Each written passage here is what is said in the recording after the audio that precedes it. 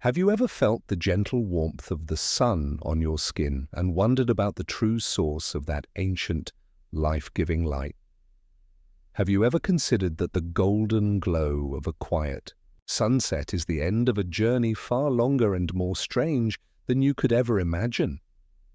We see our star every day, a familiar presence in our sky, yet its true nature is a story of cosmic scales and immense, slow power. The light itself is a traveler through time, taking a journey so long from the star's core to its surface that it makes our own lifetimes seem like the briefest of fleeting moments.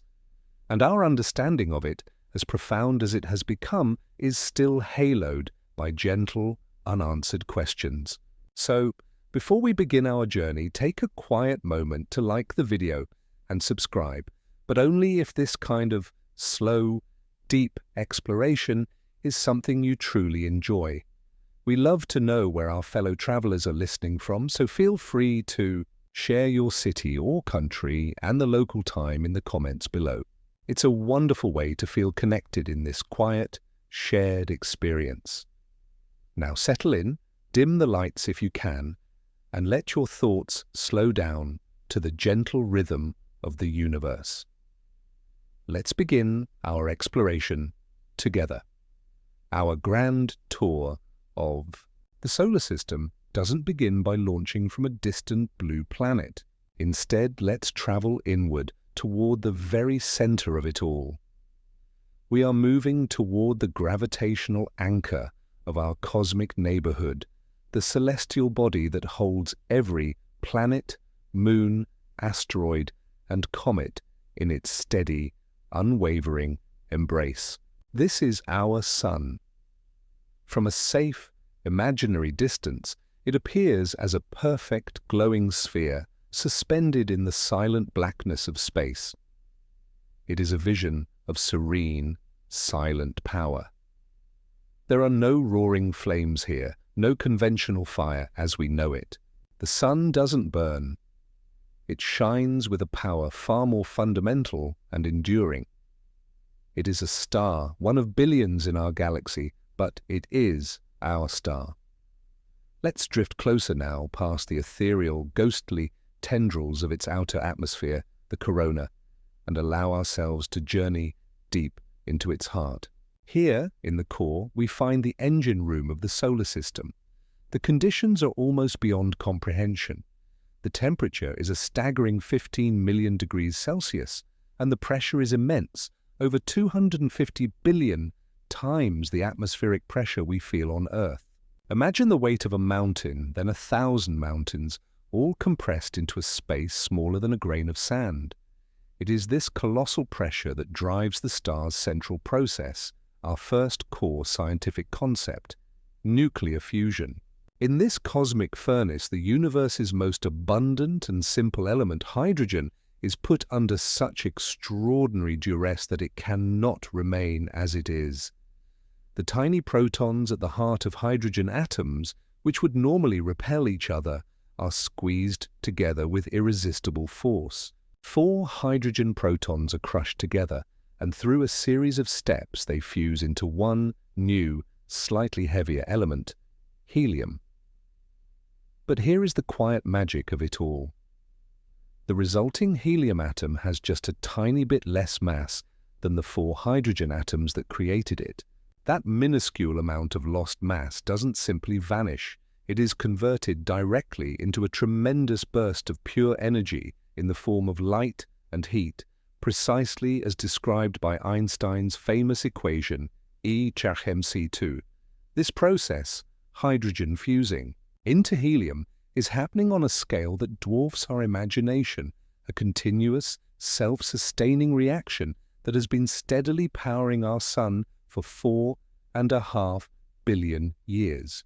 It is the source of every ray of sunshine, the ultimate origin of the energy that drives the winds, the weather, and life itself on our distant home world. Now that energy begins its own journey. A particle of light, a photon, is born in that core. And here we encounter a mind-bending fact about time and scale.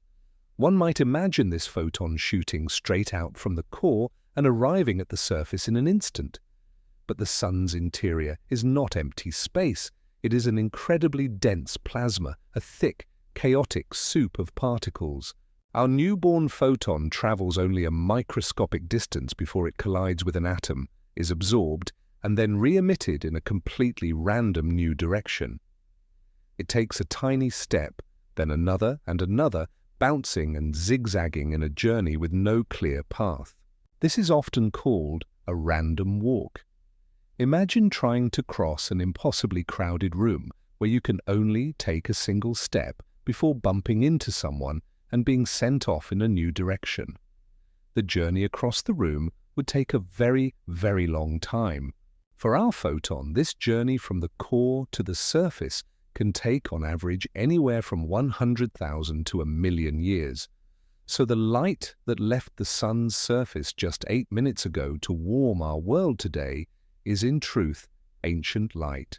We are basking in energy that was generated in the heart of our star before modern humans ever walked the Earth.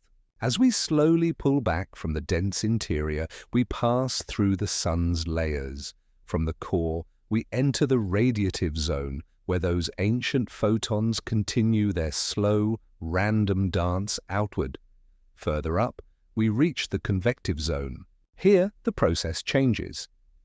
Great bubbling plumes of hot plasma, like water boiling in a pot, carry the energy up to the surface. This surface layer, the part we see, is called the photosphere. It is a roiling, granular sea of plasma, cooler than the core at around 5,500 degrees Celsius, 10,000 F. It is here that we see sunspots, darker, cooler patches caused by intense magnetic fields poking through from the interior. Above this bubbling surface lies the Sun's atmosphere. And here we encounter a gentle, fascinating mystery.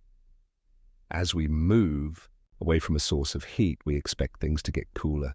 And yet as we ascend from the photosphere into the wispy upper atmosphere, the corona, the temperature inexplicably skyrockets to over 1,000,000 degrees. Why is the Sun's atmosphere hundreds of times hotter than its visible surface? This is known as the coronal heating problem, and it remains one of the great scientific unknowns of solar physics. Scientists theorize that energy from the Sun's complex magnetic fields, perhaps through countless tiny nanoflares or rippling waves, is responsible for superheating this tenuous gas. The exact mechanism, however, is still a subject of deep and quiet study. From our vantage point now, retreating from the star, we can fully appreciate the sphere of its influence. Its constant outpouring of energy creates a gradient of temperature across the solar system.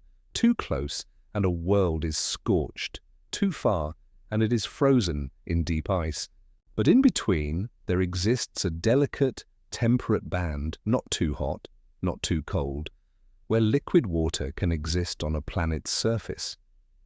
This is the habitable zone, sometimes called the Goldilocks zone. It is within this cosmic garden, warmed by the steady, reliable light of our star, that a world like ours can exist. The journey ahead of us will take us through this zone and far beyond it, exploring the varied and wondrous worlds that have been shaped by their distance from this incredible star. Looking out from here, we can just make out the small, rocky planets held fast in their orbits. The first of them is a tiny, swift world racing around its star faster than any other. Our journey has just begun. We leave the immediate, overwhelming presence of the Sun behind us and drift outward into the inner solar system. The solar wind, that constant stream of particles we spoke of, flows past us, a silent and invisible river. Our destination is the first world on our tour, that tiny, swift planet we saw from afar, Mercury. It completes its frantic journey around the Sun in just 88 Earth days, earning its name from the fleet-footed messenger of the Roman gods. As we approach, it grows from a pinpoint of light into a small grey globe, its surface pockmarked and scarred with the craters of ancient impacts. At a glance, it looks remarkably like our own moon, a quiet, airless, and seemingly lifeless ball of rock. It is the smallest of the 8 planets, barely wider than the Atlantic Ocean, a celestial pebble orbiting a cosmic furnace. But as we settle into a slow, gentle orbit, we begin to perceive the planet's unique and deeply strange rhythm. Its proximity to the Sun and its rapid orbit give it a short year, but its rotation on its own axis is agonizingly slow. This leads us to one of the most mind-bending facts in our entire solar system.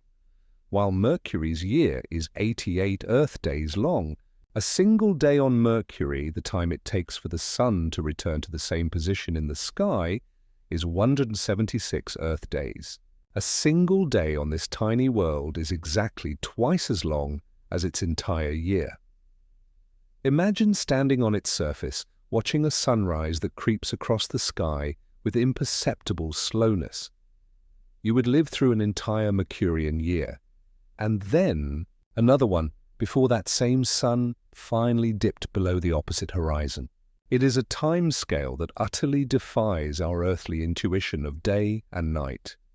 The reason for this strange timing is a beautiful and delicate dance with gravity. Our core concept for this world, spin-orbit resonance. Remember the immense gravitational pull of the Sun we felt in our last chapter? For billions of years, that powerful gravity has been tugging on Mercury. The planet is not a perfect sphere. It has a slightly uneven distribution of mass, a little bit of a bulge.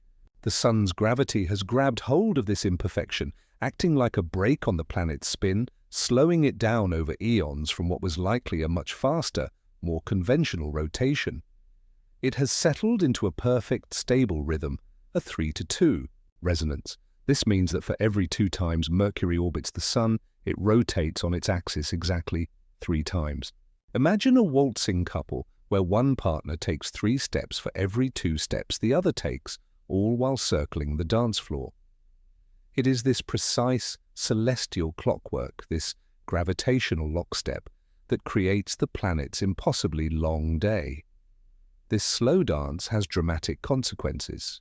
With the Sun hanging almost stationary in the sky for months at a time, and with virtually no atmosphere to speak of, the sunlit side of Mercury is baked relentlessly. The surface temperature climbs to a staggering 430 degrees Celsius, or 800 F. This is hot enough to melt lead and tin. The rocky landscape shimmers under this silent thermal assault, a scorched desert of dust and impact craters where no drop of liquid could ever exist. But then, as the planet's slow turn finally brings the long sunset, an equally extreme transformation occurs. With no atmospheric blanket to trap the day's heat, it radiates away instantly into the freezing vacuum of space. The temperature on the night side plummets to a breathtakingly cold -180 degrees Celsius, about 290 F. This gives Mercury the greatest temperature swing of any planet in our solar system. It is a world of 2 extremes, a land of fire, and a land of deep, deep frost, existing simultaneously on opposite sides of the same small sphere. Let's now look beneath this tortured surface. When our space probes flew past Mercury, they detected that the planet was surprisingly dense for its tiny size. This tells us something profound about its interior. Mercury must have a massive metallic core composed mostly of iron. It is so large, in fact, that scientists believe it makes up over 60% of the planet's entire mass and may extend to 85% of its radius. For comparison, Earth's core is only about 17% of its mass. This leads us to a quiet and gentle scientific unknown. Why is Mercury's core so disproportionately huge? The leading theory paints a picture of a violent and chaotic past. Perhaps in the early days of the solar system, the young Mercury was struck by a massive planet-sized object. This cataclysmic impact could have stripped away much of the planet's original rocky crust and mantle, leaving behind the dense, oversized core we see today. It's a dramatic story, and while the evidence is compelling, the full details of Mercury's ancient history remain a gentle mystery that we are still trying to piece together. This world still holds more surprises. Given the extreme heat, the last thing anyone would expect to find here is ice. Yet, Mercury's axis of rotation is almost perfectly upright. It has virtually no tilt.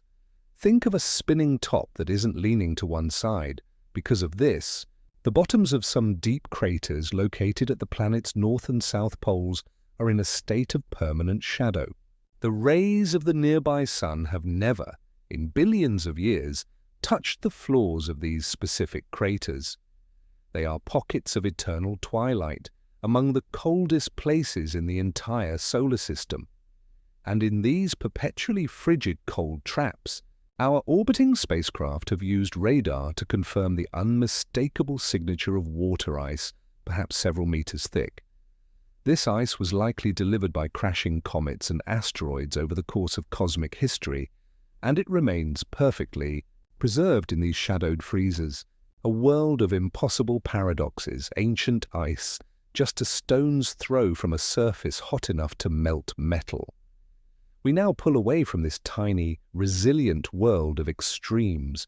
We leave behind its scorched, cratered plains, its hidden veins of ice, and its strange, elongated days. Mercury continues its swift, silent dance around the sun, a testament to the powerful and subtle ways that gravity can shape a world's destiny. As we drift back out into the blackness, we set our course for the next planet on our journey. Our destination is a world shrouded in mystery of a different kind, a world hidden not by shadow, but by a thick, pale, and impenetrable blanket of clouds. Our journey continues outward from the sun, leaving the scorched and frozen messenger Mercury behind. We set a course for the second planet, a world that shines in our own twilight skies as the brilliant morning or evening star. As we approach, it grows into a beautiful, serene globe, wrapped in a smooth, featureless blanket of pale, butter-yellow clouds. There are no craters visible, no continents, no oceans. It is a world of sublime and perfect uniformity, deceptively calm, deceptively gentle. This is Venus. For centuries, it was called Earth's twin. It is nearly the same size as our world, has a similar mass, and is made of the same essential rocky materials. For so long, we imagined lush, tropical jungles and steaming oceans hidden beneath its mysterious cloud cover. It is our closest planetary neighbor, a sister world. But as our journey takes us closer, we will discover that it is a sister who has followed a very, very different path. The serene beauty of its clouds is a mask for one of the most hostile environments in the entire solar system. Let's begin our descent. We sink into the upper layers of the atmosphere, and the peaceful illusion immediately begins to dissolve. These are not clouds of soft water vapor. They are composed primarily of swirling, corrosive sulfuric acid. The light around us shifts to a sickly yellow, and the temperature, even high up, is already beginning to climb. As we descend further, the pressure builds relentlessly. The atmosphere of Venus is incredibly thick, a dense, heavy fluid, more than a planetary sky. The pale light from the distant sun struggles to filter down, and the world around us darkens into a dim, oppressive, orange-hued gloom. We also notice the planet's strange rotation. It spins on its axis with an incredible slowness, and in the opposite direction to most other planets, a retrograde spin. A single day on Venus, from one sunrise to the next, lasts for 243 Earth days, which is even longer than its 225-day year. This slow, backward rotation means there is no cooling, night to speak of. just a constant, unyielding temperature across the entire globe. It is this thick, heavy atmosphere that is the key to understanding Venus. And it brings us to our core scientific concept for this world, the runaway greenhouse effect. On Earth, we have a gentle, life-sustaining greenhouse effect. Our thin atmosphere, with its small fraction of carbon dioxide, CO2, acts like a light blanket, trapping just enough of the sun's heat to keep our planet from freezing over. It creates a stable, comfortable climate. Now imagine swapping that light blanket for the thickest, heaviest duvet imaginable and then piling 100 more on top. That is the atmosphere of Venus. It is an immense, crushing ocean of gas composed of almost 97% carbon dioxide. Here is how the runaway process works. The sunlight that manages to penetrate the clouds warms the rocky surface of the planet. The surface, now heated, tries to radiate that warmth back out into space in the form of infrared radiation, which is essentially heat. But the massive, planet-wide blanket of carbon dioxide is incredibly efficient at absorbing that outgoing heat, trapping it, and preventing it from escaping. This trapped heat warms the atmosphere and the surface even more. A warmer surface radiates more heat, which is then trapped even more effectively. It is a vicious, self-perpetuating cycle, a one-way thermal ratchet that has been turning for billions of years. The planet's temperature just keeps climbing until it reaches a state of equilibrium, a permanent, searing heat. This runaway effect is why Venus is the hottest planet in the solar system, with a surface temperature hotter even than Mercury, which is twice as close to the Sun. We finally break through the lowest cloud deck and arrive at the surface. The scene is one from a nightmare. We are standing under a permanent sulphurous orange sky. The air is so thick it's almost syrupy, and the heat is a uniform, inescapable 465 degrees Celsius, or 870 F, day and night, from the equator to the poles. And then there is the pressure. This brings us to a truly mind-bending fact. The weight of that immense atmosphere creates a surface pressure more than 90 times that of Earth at sea level. Standing on the surface of Venus would feel like being 900 meters or nearly 3,000 feet deep in our own oceans. It is a crushing, immense force. The handful of robotic landers that humanity has bravely sent to this world survived for only a couple of hours, in some cases just minutes, before they were inevitably cooked, corroded, and crushed by the extreme conditions. Radar mapping has shown us that this surface is a vast volcanic wasteland with sprawling basaltic plains, crumpled mountain ranges, and thousands upon thousands of volcanoes, some of which scientists believe may still be active today. Let's ascend now back up through the oppressive layers to the more temperate upper atmosphere. Here, high above the inferno, we encounter another of this world's gentle, scientific unknowns. When viewed in ultraviolet light, the upper cloud decks of Venus are not uniform. They are streaked with huge, dark, chevron-shaped patterns that race around the planet at incredible speeds, circling the entire globe in just 4 Earth days. Something in these clouds is absorbing ultraviolet light, creating these dark patches, but we have no idea what it is. Scientists have proposed many candidates, from particles of iron chloride to complex sulfur compounds, but the identity of this mysterious UV absorber remains a puzzle. It is a chemical enigma hiding in plain sight, painting strange, dark patterns across the top of this hostile and beautiful world. We pull away from Venus now, looking back at the pale yellow sphere that hides such a violent reality. Venus is a profound cautionary tale. It is a story of how a planet so like our own could have taken such a drastically different turn.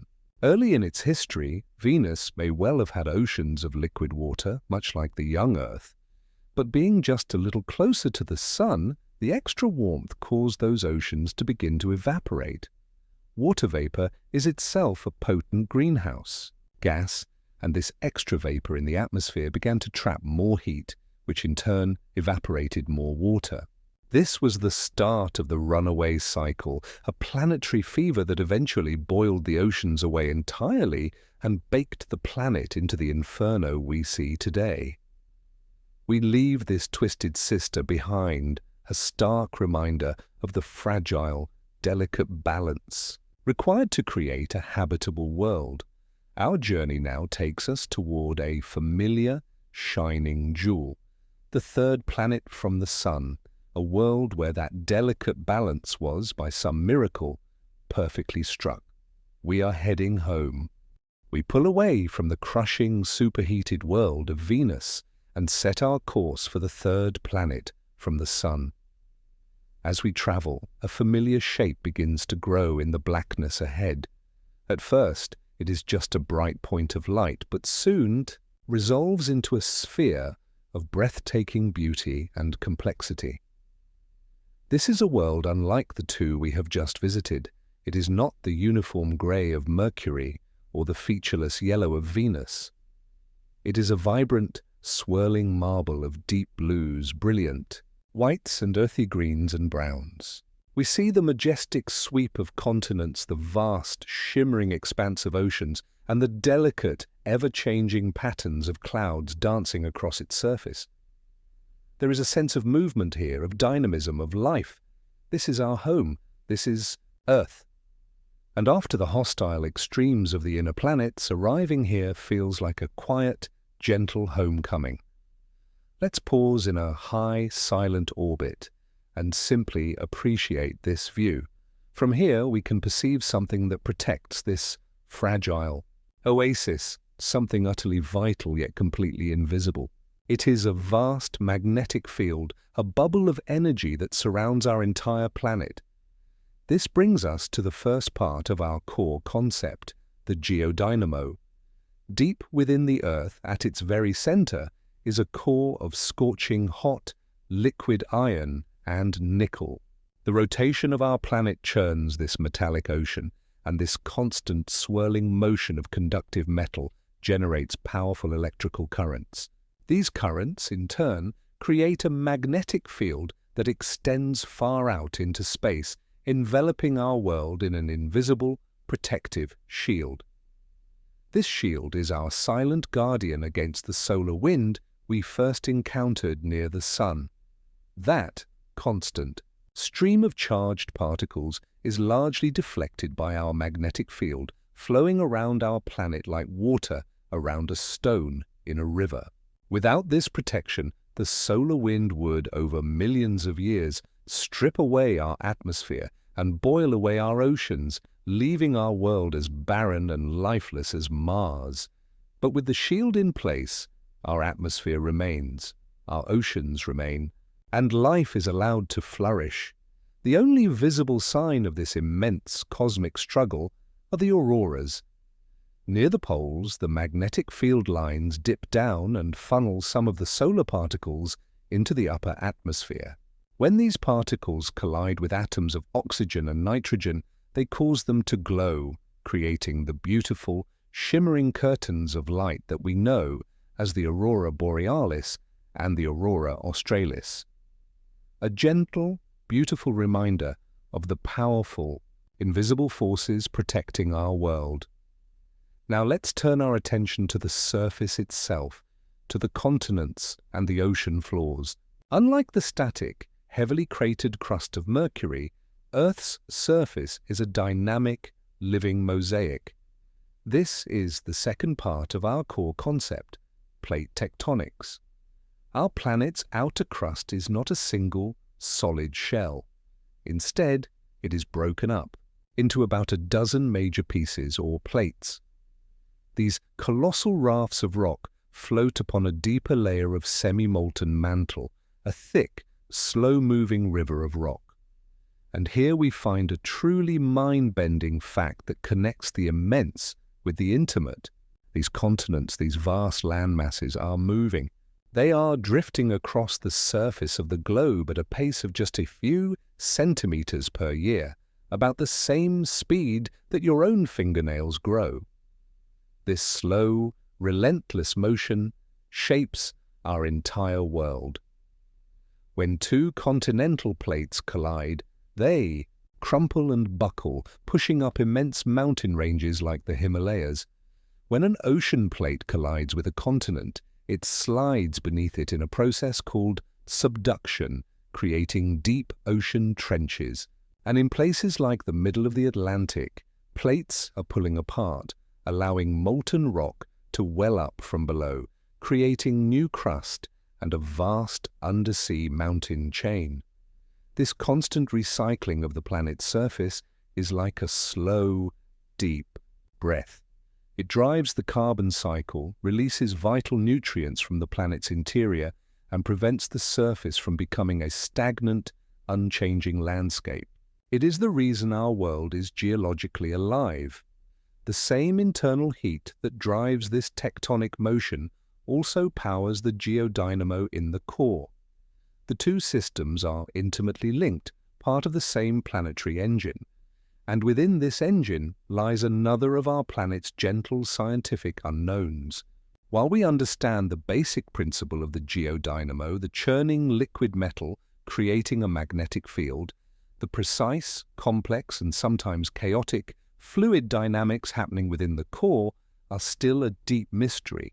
We do not fully understand why the magnetic poles wander, or what causes them to completely reverse their polarity every few 100,000 years, as geological history shows they do.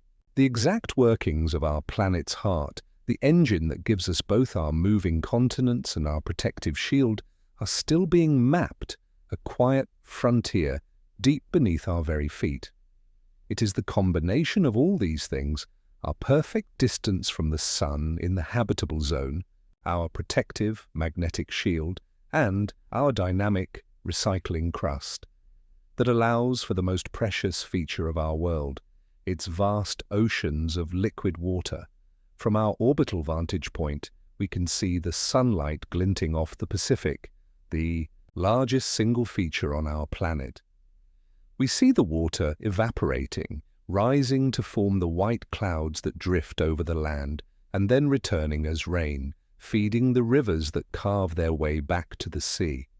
This water, this simple molecule, is the solvent for life.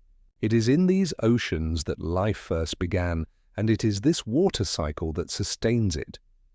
We have paused here at our home, a rare and precious world of blue water, green life, and swirling white clouds. It is an oasis of calm and stability in a solar system filled with beautiful but harsh extremes. But our journey is not yet over. As we gaze down upon our world, we can look up and see another, a constant, silent companion hanging in our sky. It is a smaller, greyer sphere, a world, tied to our own by gravity and history, and it has its own profound story to tell. We take our leave from the high orbit of our beautiful blue home and begin a short journey across the silent expanse that separates us from our nearest celestial neighbor. The distance is about 240,000 miles, a vast gap in human terms, but on our cosmic scale, it is just a small step. Ahead of us, our constant, silent companion grows larger and larger, the moon. It resolves into a sphere of charcoal grey and dusty white, a world of stark, breathtaking desolation. We see the great, dark plains that early astronomers mistook for seas, calling them Maria. These are vast, ancient basins flooded with hardened lava billions of years ago. We see the brighter, older highlands, a rugged and chaotic landscape saturated with craters from eons of impact. There is no blue of water here, no swirl of clouds, no hint of an atmosphere. The sunlight is sharp and unfiltered, and the shadows it casts are a profound and absolute black.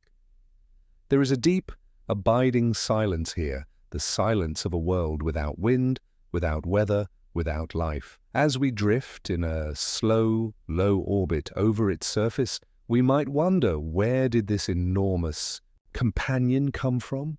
It is the largest moon in the solar system relative to its parent planet. Its existence has profoundly shaped our world, but its origin was long one of our greatest puzzles. The leading explanation, our core concept for this journey, is as violent as it is elegant. It's called the giant impact hypothesis. Let's travel back in time 4.5 billion years to the dawn of the solar system.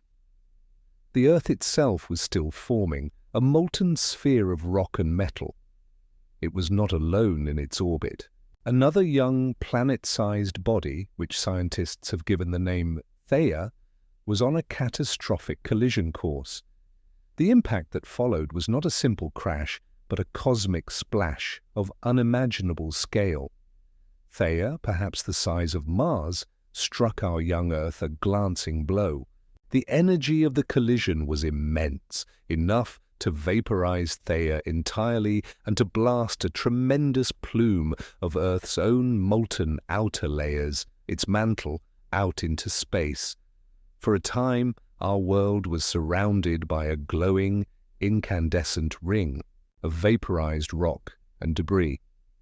But the force that shapes everything in the cosmos, gravity, began to do its work.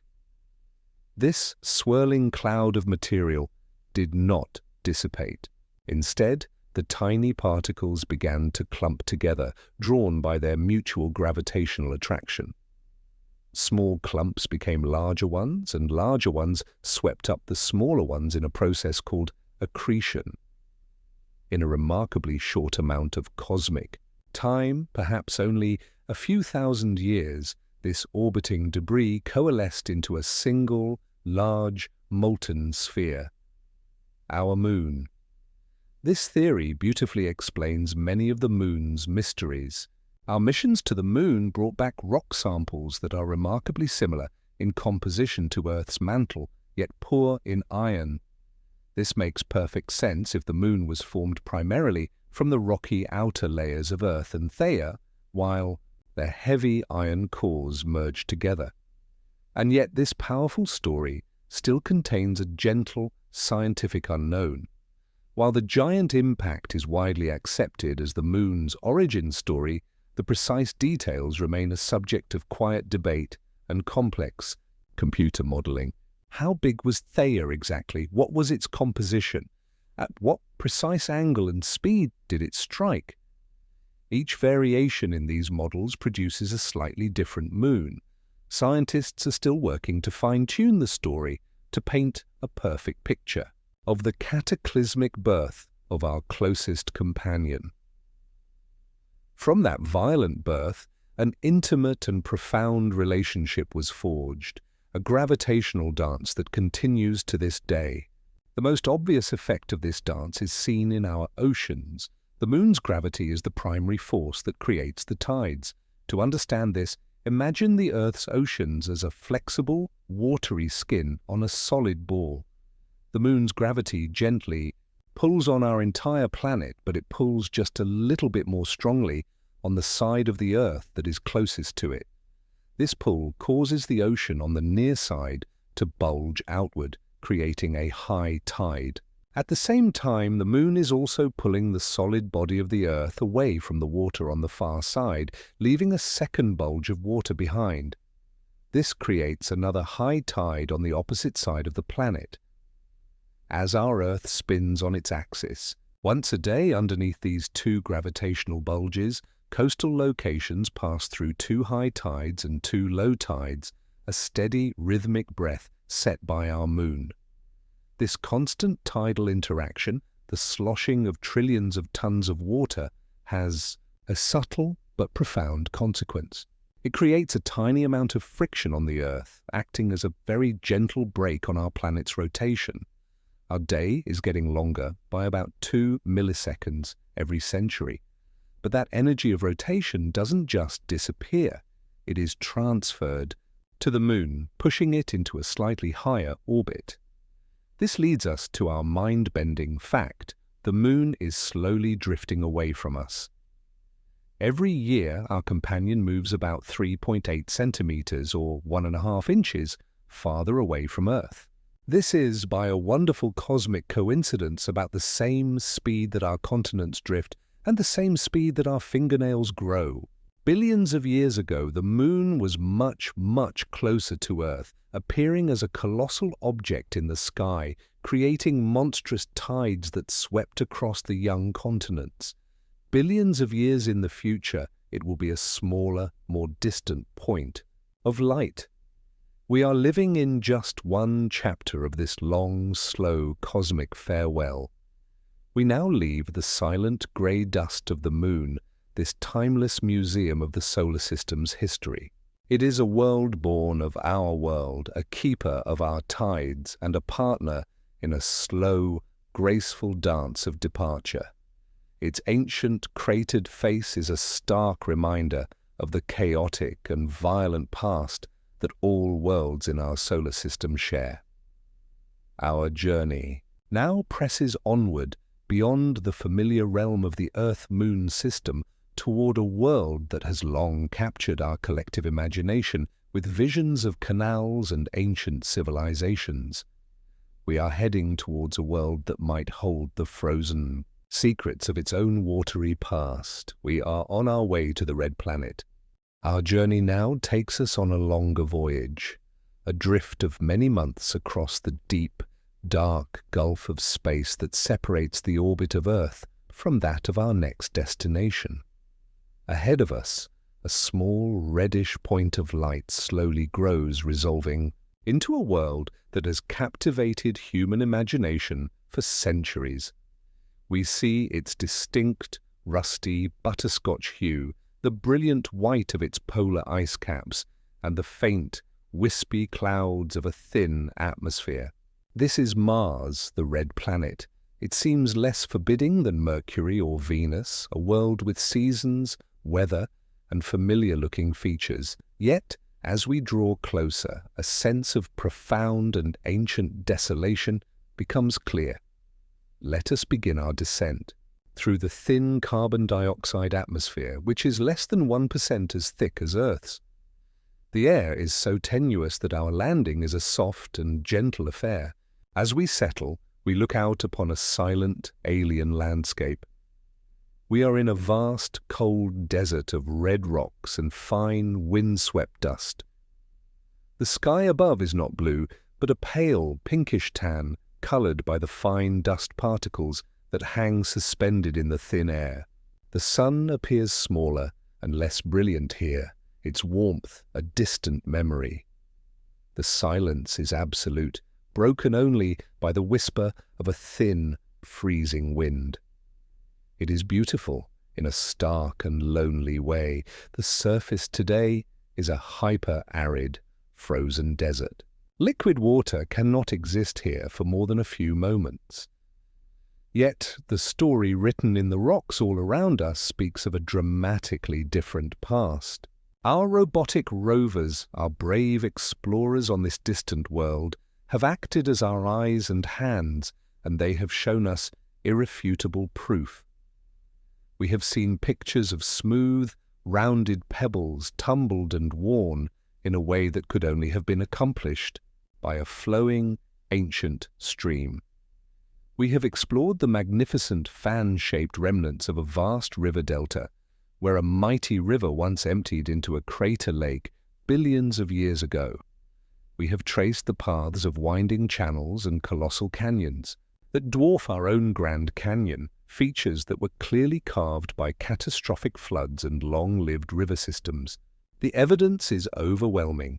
Billions of years ago, Mars was a warmer, wetter world. It had a thicker atmosphere, it had blue skies, and it had liquid water flowing in abundance across its surface, forming lakes, rivers, and possibly even a shallow ocean in its vast northern plains. So the great question is, what happened? Why did this promising Earth-like world die? The answer lies not on the surface, but deep in the planet's heart. This brings us to our core scientific concept for Mars.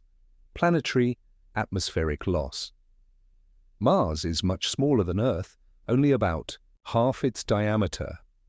Because of its smaller size, its internal heat engine, the molten core we discussed on Earth, cooled down much more rapidly. Remember the geodynamo, the churning liquid metal that generates a protective magnetic field? Mars once had one too, but as its core cooled and solidified, its geodynamo sputtered and died. The planet's global magnetic shield vanished. Without this invisible armor, the planet was left defenseless against the solar wind. That constant stream of high-energy particles from the Sun, which our own planet's magnetic field harmlessly deflects, was now free to slam directly into the Martian upper atmosphere. Imagine a strong, steady wind blowing against a fine pile of sand. Grain by grain, the wind carries the sand away. In the same way, over hundreds of millions of years, the solar wind stripped Mars's atmosphere away, particle by particle, blasting it out into space.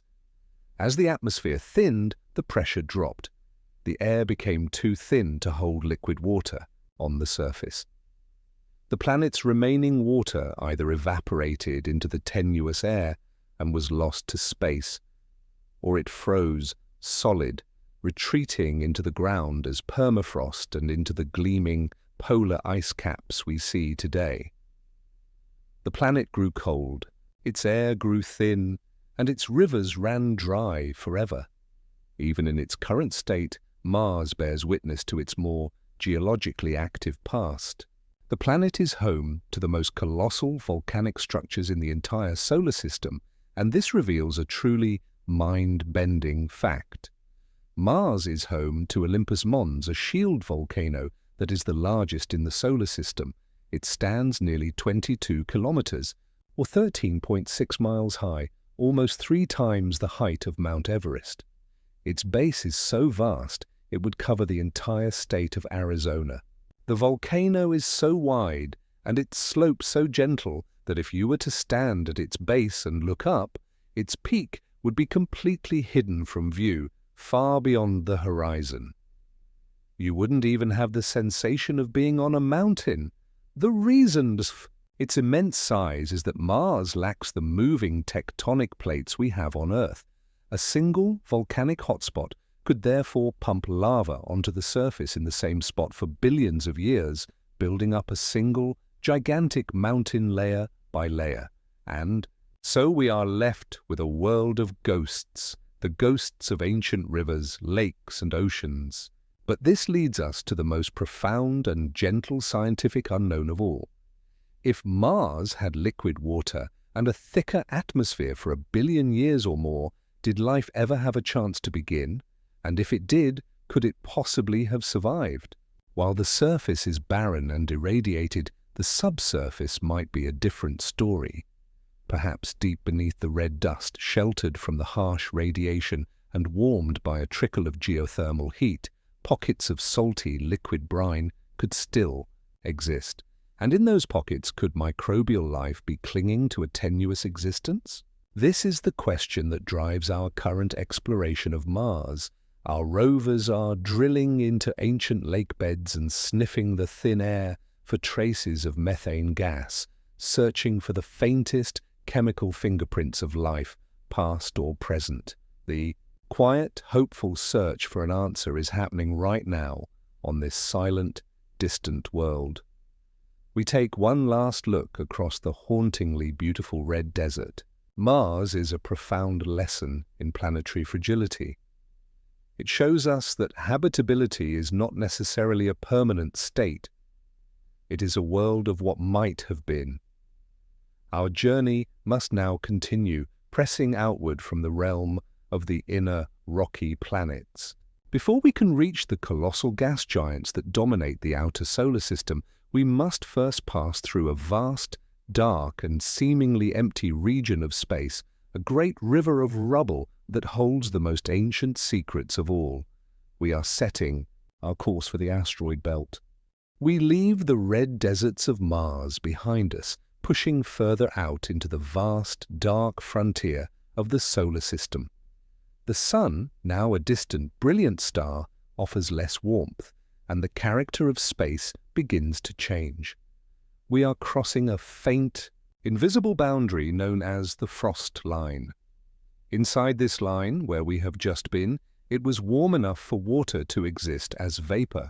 Out here, the cold is so profound that water freezes into hard, solid ice. We are now entering the realm of the frozen worlds. And our first encounter in this colder, darker space is with the scattered remnants of a world that never was. We are entering the main asteroid belt. The popular image of an asteroid belt is often a chaotic, crowded jumble of tumbling rocks, a dangerous slalom course for any passing spacecraft. The reality, we discover as we drift into its territory, is far quieter and far, far emptier.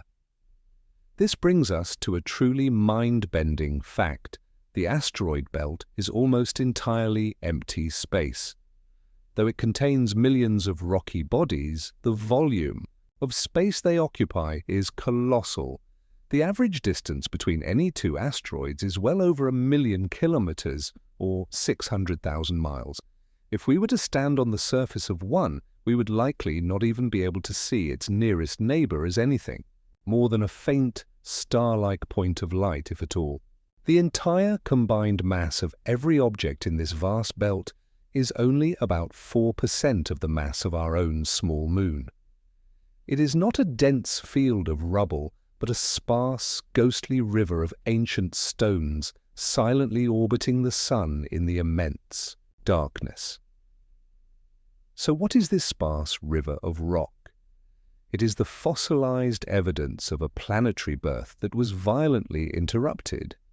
To understand this, we need to consider our core concept for this region, planetary accretion. This is the process by which all the rocky planets were formed. Billions of years ago, the early solar system was a vast, spinning disk of gas and dust. Gravity, the silent sculptor of worlds, began to pull tiny dust grains together. These formed into pebbles, which stuck together to become rocks, which then merged to become larger and larger bodies called planetesimals. It was a cosmic snowball effect, with gravity slowly gathering these small building blocks into the few, large, stable planets we see today. Mercury, Venus, Earth, and Mars. The same process was happening right here, in the wide gap between Mars and Jupiter. Countless planetesimals were gently colliding and merging, and a fifth rocky planet, another potential Earth, was beginning to take shape. But it had a neighbor, a new and powerful presence that would change its destiny forever. Just beyond this region of forming rock, the solar system's largest planet, Jupiter, was also growing, sweeping up enormous quantities of gas and ice. Jupiter's gravitational influence was, and is, immense. It began to churn through this region of space like a giant, invisible paddle stirring a pot. Its gravity tugged and nudged the small, forming planetesimals, pulling their orbits from gentle circles into wild, elliptical paths. Instead of gently bumping into each other and merging, they began to collide at high speeds, smashing each other apart. The cosmic snowball effect was reversed. The would-be planet was shattered before it could ever be born. The asteroid belt is the beautiful, tragic remnant of this failed world, a collection of primordial rubble denied its planetary birthright by the immense gravitational presence of its giant neighbor. Let's drift quietly among some of the larger residents of this belt. Most are small, irregular, potato-shaped rocks untouched since the dawn of the solar system. But some are large enough to be considered tiny worlds in their own right. We can approach the largest of them all, a body named Ceres, at nearly 1,000 kilometers in diameter. It is so massive that its own gravity has crushed it into an almost perfect sphere, earning it the status of a dwarf planet. From orbit, we can see strange, brilliant white patches on its dark, cratered surface. These are not ice, but vast deposits of salt, the remnants of a briny subsurface liquid that has welled up from the interior, hinting at a complex and perhaps still active geology. We can also visit Vesta, the second largest object here.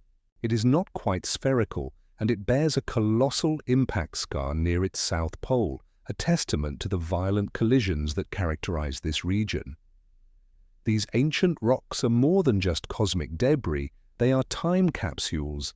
They are the original primordial material from which the planets were made, preserved in the deep freeze of space for 4.5 billion years.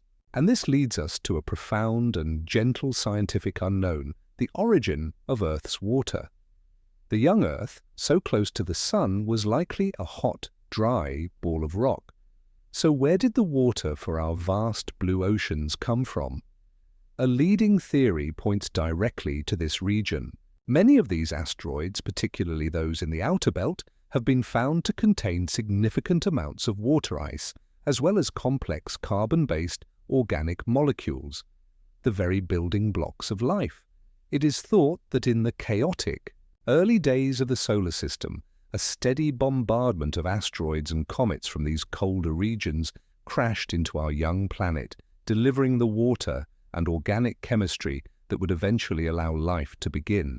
We are still studying meteorites, pieces of asteroids that have fallen to Earth, to understand just how much of our own world, our water, and even ourselves was delivered by these rocky messengers from the deep past.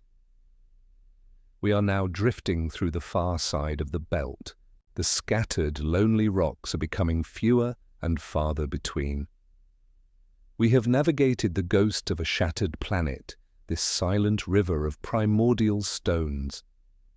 As we look ahead into the deepening darkness of the outer solar system, we can feel a powerful presence, a steady, immense gravitational pull that has shaped this entire region of space. A faint, distant point of light is growing steadily brighter. Our journey has brought us to the edge of a new domain, the kingdom of the giants. We are approaching the undisputed king of the planets, Jupiter.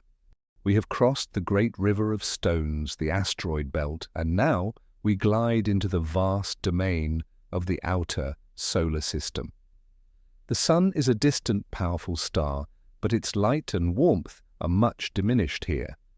We are in the kingdom of the giants, and ahead of us the king of all planets is waiting, Jupiter.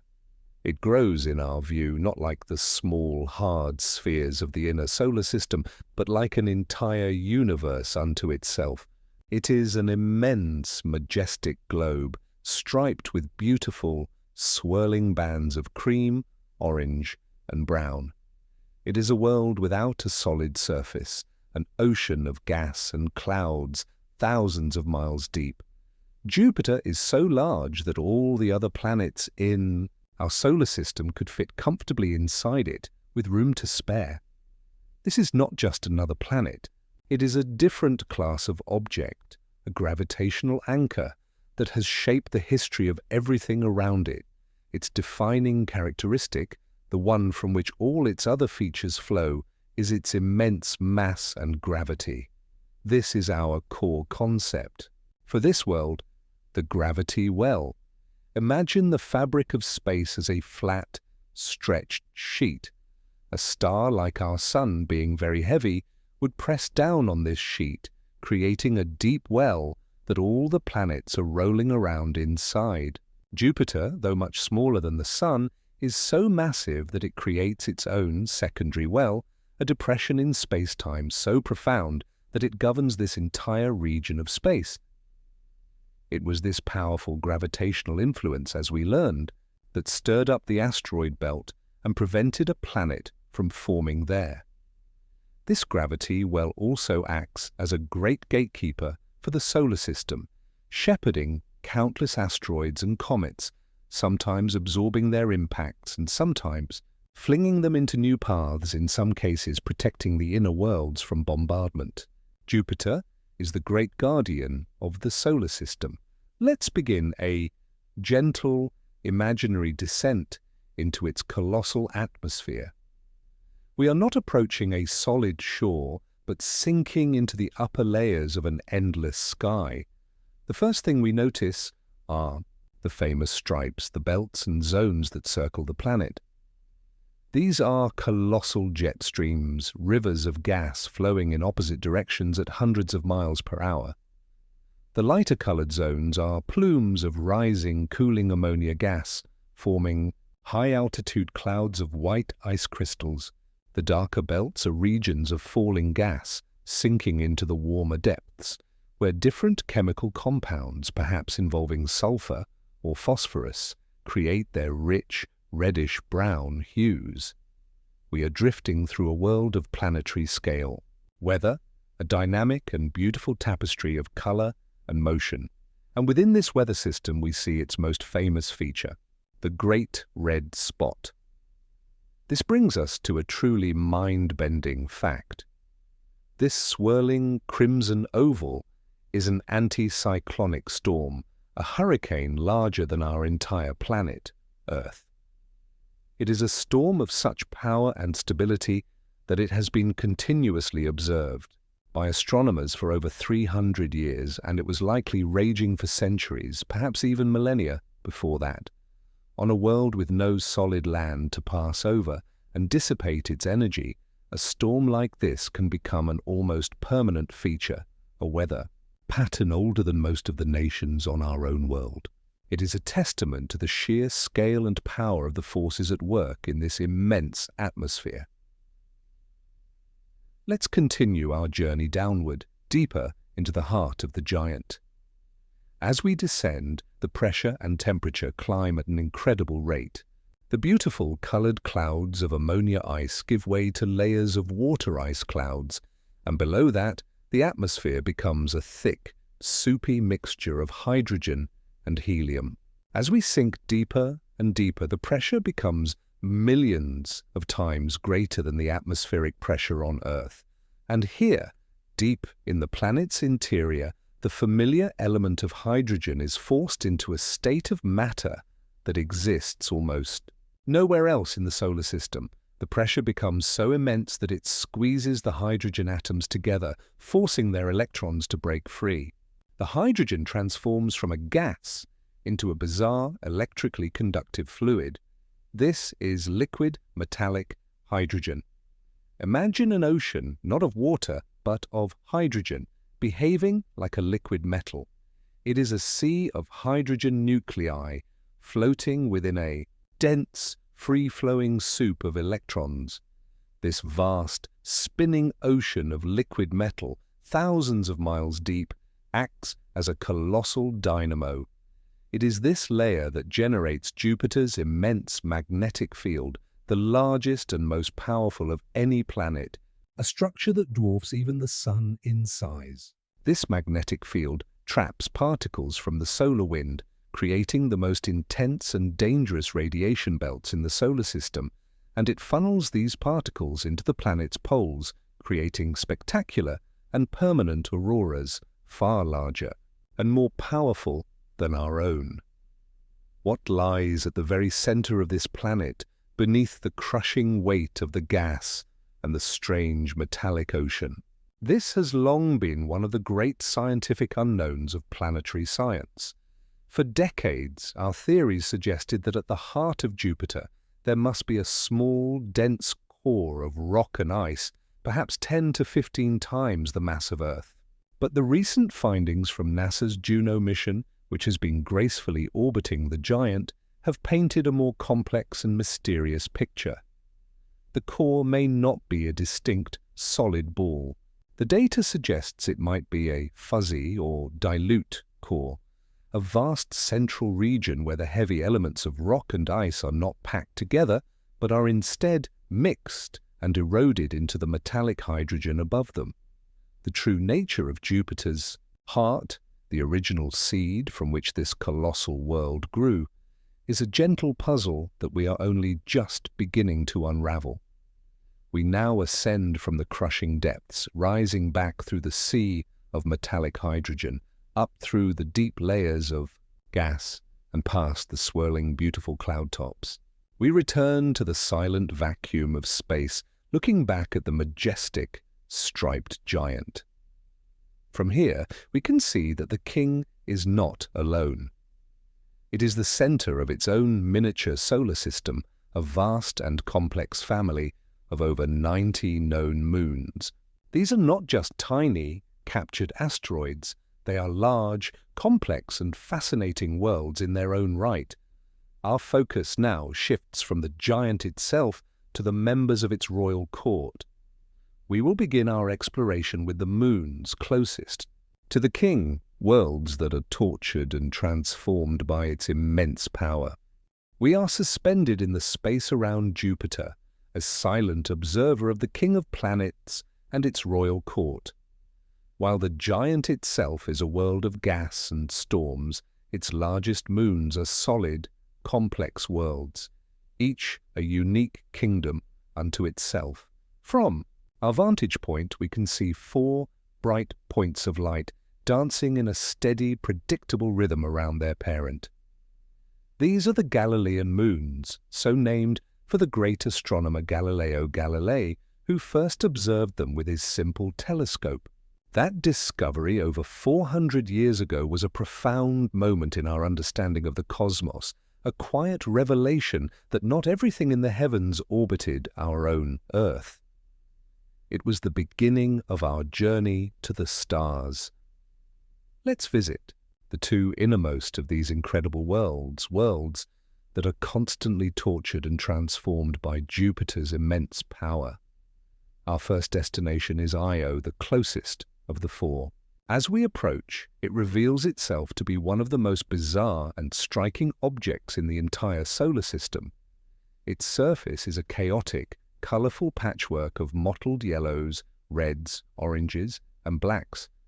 There are no familiar impact craters here, no signs of ancient, peaceful terrain.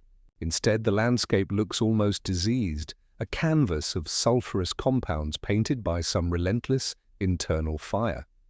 The reason for its strange, craterless surface is also our mind-bending fact. Io is the most volcanically active body in our solar system. Its entire surface is constantly being renewed, repaved by the ceaseless eruption of hundreds of volcanoes.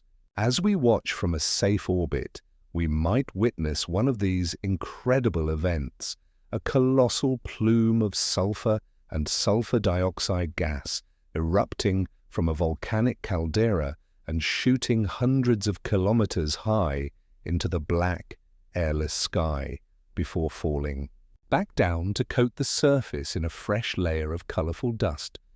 What could possibly be powering this incredible volcanic engine? A world as small as Io should have cooled down and become geologically dead billions of years ago.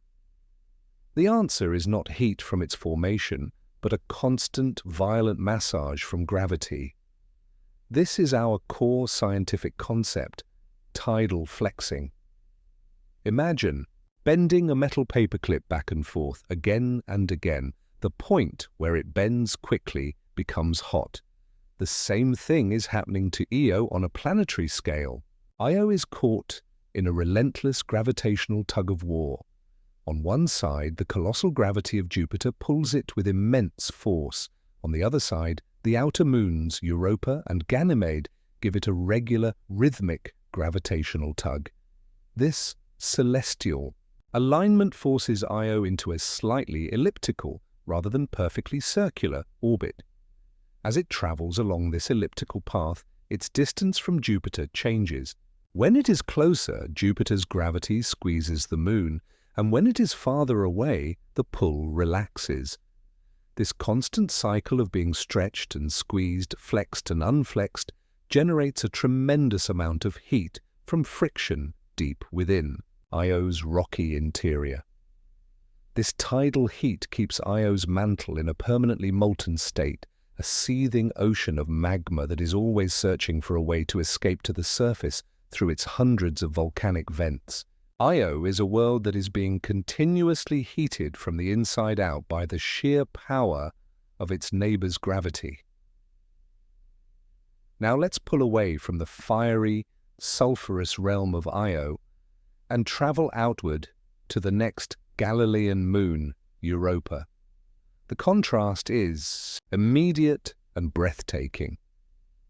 Where Io was a world of chaotic color and fire, Europa is a sphere of serene, smooth, brilliant white. Its surface, made almost entirely of water ice, is one of the smoothest in the solar system, reflecting the distant sunlight like a polished billiard ball. There are very few craters here either, suggesting a young and active surface. Instead, the entire globe is crisscrossed by a complex network of long, linear cracks and reddish-brown streaks. It looks like a giant, cracked eggshell. These streaks, scientists believe, are places where the icy crust has fractured, allowing material from below to well up and repaint the surface. And what lies beneath this icy shell? The very same process of tidal flexing that melts Io's rock is also at work here, though in a gentler way. As Europa orbits Jupiter, it is also stretched and squeezed, generating a steady, constant source of internal heat. This heat is not enough to create fiery volcanoes, but it is more than enough, our models tell us, to do something even more extraordinary, to maintain a vast global ocean of liquid salt water hidden just beneath the frozen crust. Imagine an ocean, perhaps 100 kilometers deep, that spans the entire globe, an ocean containing more than twice the amount of liquid water found in all of the oceans of Earth combined. A dark, silent, alien sea, warmed not by the light of a distant sun, but by the constant, gentle kneading of Jupiter's gravity. And this hidden ocean leads us to one of the most profound, hopeful, and gentle scientific unknowns in our entire journey. On Earth, wherever we find liquid water, we find life. Europa appears to have all the necessary ingredients for life as we know it: liquid water, a source of energy from tidal heating, and a potential supply of chemical nutrients from minerals leaching out of the rocky seafloor. Could there be hydrothermal vents on the floor of Europa's ocean, similar to those in our own deep seas, around which entire ecosystems could thrive in the total darkness? Could life exist on this distant moon, completely cut off from the warmth of the sun? Could there be simple microbes, or perhaps even more complex creatures, swimming in that deep, dark, hidden sea? Answering this question is one of the highest priorities of our planetary exploration. Future missions are being designed to land on Europa's icy shell, to melt or drill their way through, and to deploy a robotic submarine to explore that alien ocean, searching for any sign that we are not alone. We leave Europa now, a world of ice with a tantalizing, secret, watery heart. We have visited 2 moons, orbiting side by side, both utterly transformed by the gravitational power of their parent planet. One was forged into a realm of eternal fire, the other into a pristine shell of ice, hiding what may be the greatest prize in our solar system. The outer moons of Jupiter still beckon, but our journey must press on. The next great giant of our solar system is calling to us, a world known not for its storms or hidden oceans, but for the most breathtaking and elegant structures in our solar system. We are setting a course for Saturn. The journey from Jupiter to Saturn is a long and quiet one. We travel for years across a vast, dark and cold expanse, nearly doubling our distance from the Sun. Our home star is now a searingly brilliant point of light, but its power to warm is greatly diminished. We are truly in the deep outer solar system. Ahead of us, our destination slowly grows from a bright star into a planet. It is another gas giant, similar in nature to Jupiter, but with a character all its own. It is Saturn. Its globe is a more tranquil-looking sphere of pale, buttery yellow and muted bands. It spins with a graceful tilt, giving it seasons that last for years. But it is not the planet itself that takes our breath away. It is the structure that surrounds it, a vast, luminous, and impossibly elegant system of rings. As we approach, the rings resolve from a single, solid-looking line into a complex, shimmering, and translucent disk of light. They are a structure of almost unbelievable scale and grace, encircling the planet in a perfect silent sweep. They seem to glow with their own soft, pearlescent light against the blackness of space. We drift closer, preparing to cross the ring. Plain, and it is here that we encounter a truly mind-bending fact about their proportions. While the main rings stretch over 280,000 kilometers from end to end, 3/4 of the distance from the Earth to the Moon, they are, in most places, astonishingly thin. The average thickness of this colossal structure is only about 10 meters, or 30 feet. They are a celestial structure wider than 20 Earths, yet as tall as a 2-story house. If you were to build a scale model of Saturn's rings that was a mile wide, the rings themselves would be proportionally far, far thinner than a single sheet of paper. Let's drift closer still, right into the heart of this ethereal structure. We find that the rings are not solid at all. They are composed of countless billions, perhaps trillions, of individual particles, each in its own independent orbit around Saturn like a microscopic moon. These particles are not rock, but almost entirely pure water ice. They range in size from tiny, smoke-sized dust grains and delicate snowflakes to chunks the size of pebbles, to a few rare boulders as large as a house. Each one is a pristine, frozen fragment, gleaming and tumbling in the distant sunlight. It is this vast, flat river of independent, icy moonlets that creates the beautiful, shimmering spectacle we see from afar. As we move through them, we notice that the rings are not a uniform sheet. They are alive with intricate structure composed of thousands upon thousands of individual ringlets, separated by dark, empty-looking gaps. The most prominent of these is the Cassini division, a great, dark gap thousands of kilometers wide that separates the two brightest rings, the A and B rings. What sculpts this delicate, grooved structure? What creates this silent cosmic music? The answer is a beautiful, invisible dance of gravity. Our core concept here, orbital resonance. To understand this, imagine you are pushing a child on a swing.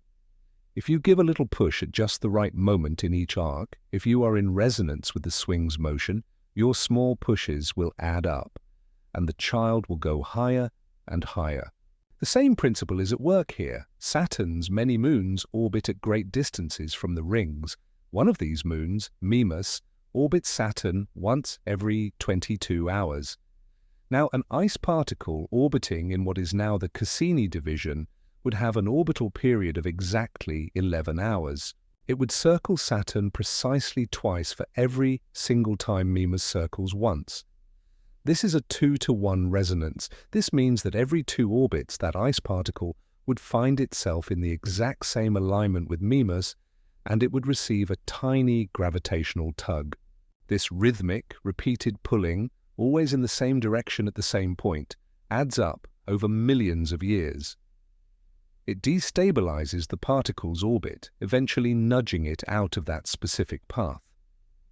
Over eons, this gentle, persistent gravitational sweeping has cleared the region of most of its particles, creating the great gap we see today. The entire ring system is a tapestry woven by these gravitational resonances with Saturn's moons, a silent symphony played on strings of ice. We can see other gravitational effects as well. The sharp, clean edges of some rings are maintained by tiny shepherd moons orbiting just inside and outside them. Their gravity acts like a pair of cosmic sheepdogs herding the stray ice particles and preventing the ring from spreading out. The pristine, bright nature of this ice, however, presents us with a profound and gentle scientific unknown, the age of the rings. For a long time, we assumed they must be ancient, forming at the same time as Saturn 4.5 billion years ago. But ancient rings should be darker, dirtied by eons of collecting cosmic dust. Saturn's rings are remarkably bright and clean. This, along with observations of ring material raining into Saturn's atmosphere, has led to a startling new theory. The rings may be young, perhaps only 10 to 100 million years old. This would mean they appeared during the age of the dinosaurs on Earth. A leading hypothesis for this recent origin is that Saturn once had another large icy moon. This moon may have strayed too close to the planet, crossing a gravitational boundary called the Roche limit, and was torn apart by Saturn's immense tidal forces. The shattered remains of this destroyed moon would then have spread out to form the magnificent temporary ring system we see today. So are we witnessing a permanent, primordial feature of our solar system, or are we living in a special, fleeting era when Saturn is adorned with this spectacular, youthful jewel? The answer remains a quiet and wonderful mystery.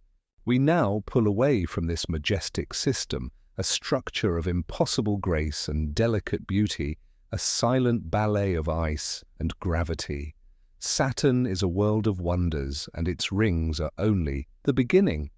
Like Jupiter, it is the lord of a vast family of fascinating moons.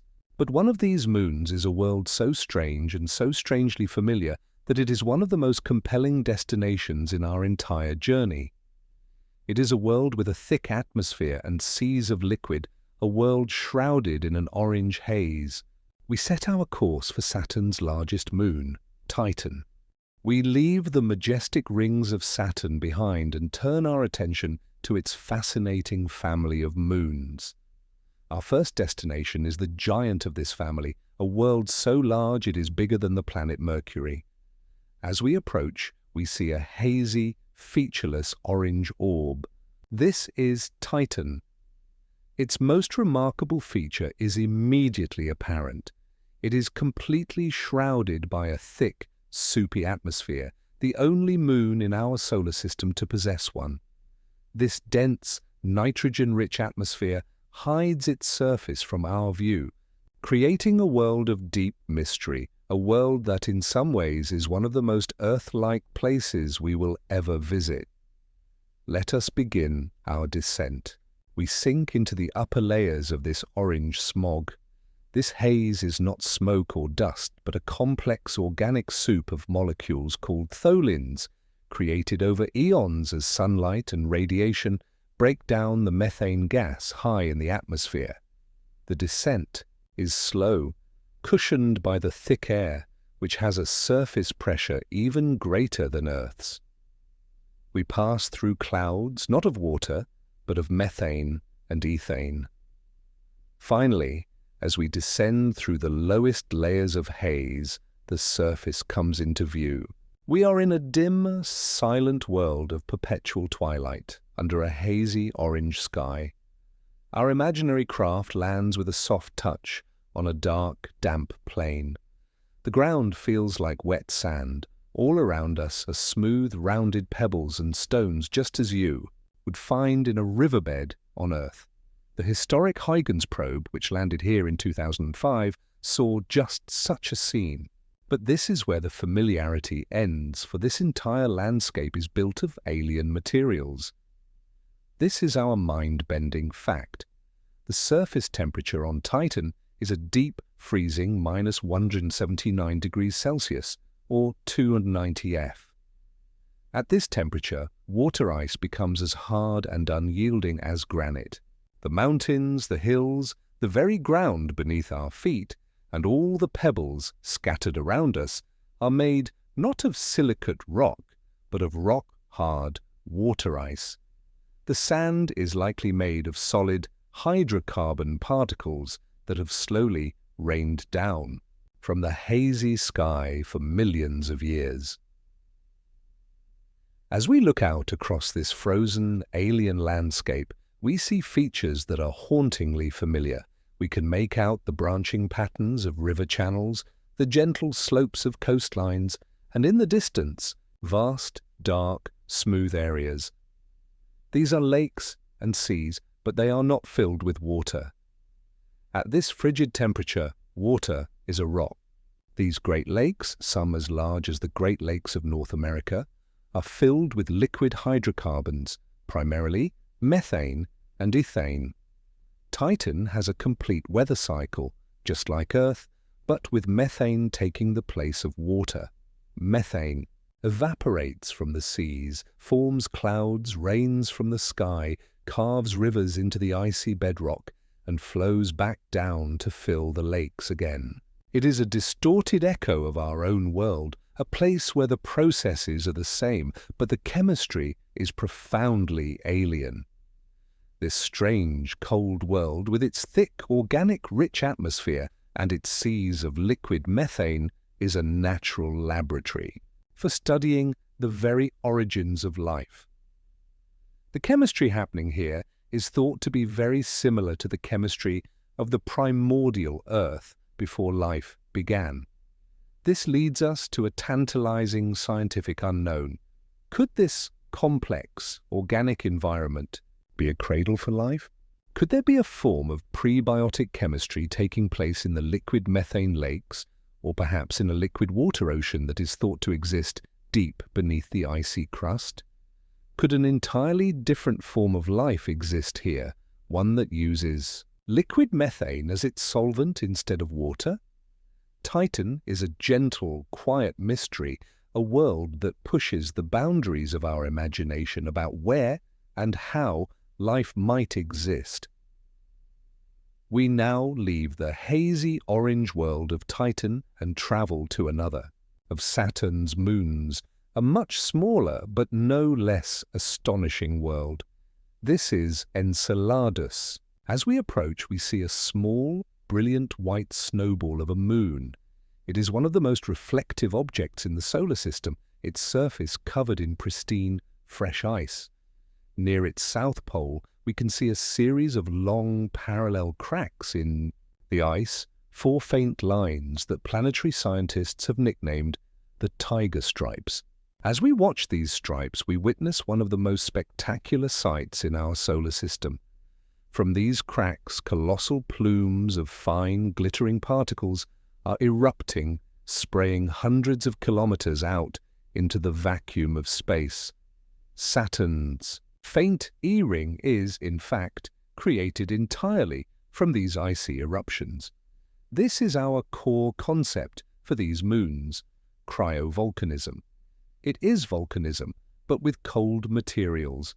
Instead of spewing molten rock, Enceladus is shooting out jets of water ice, water vapor, and simple organic compounds. The Cassini spacecraft famously flew through these plumes and analyzed their composition.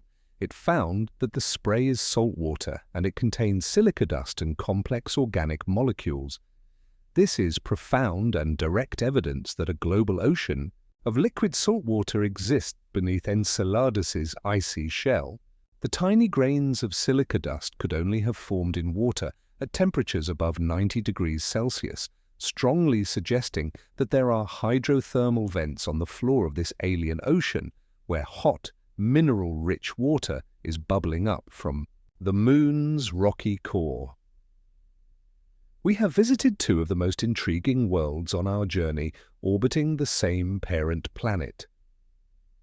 Titan, a vision of a primordial Earth, remade with alien chemistry and a methane cycle, and Enceladus, a tiny, icy moon that is actively spraying all the ingredients for life as we know it, liquid water, organic molecules, and a source of energy out into space for us to find.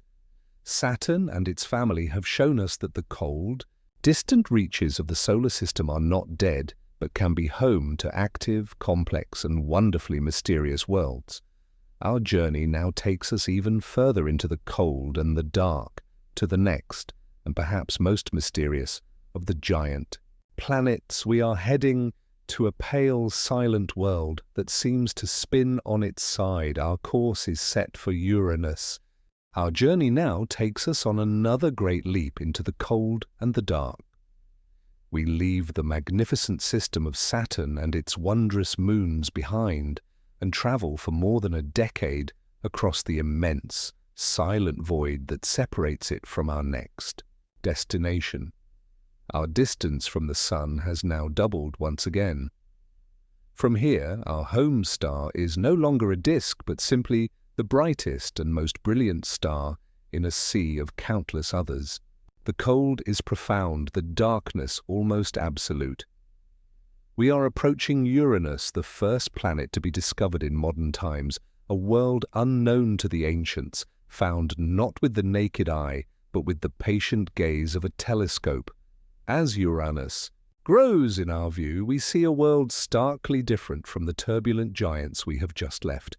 There are no dramatic, swirling stripes, no colossal, ancient storms. Instead, we are greeted by a serene, pale, and almost featureless sphere of delicate cyan blue.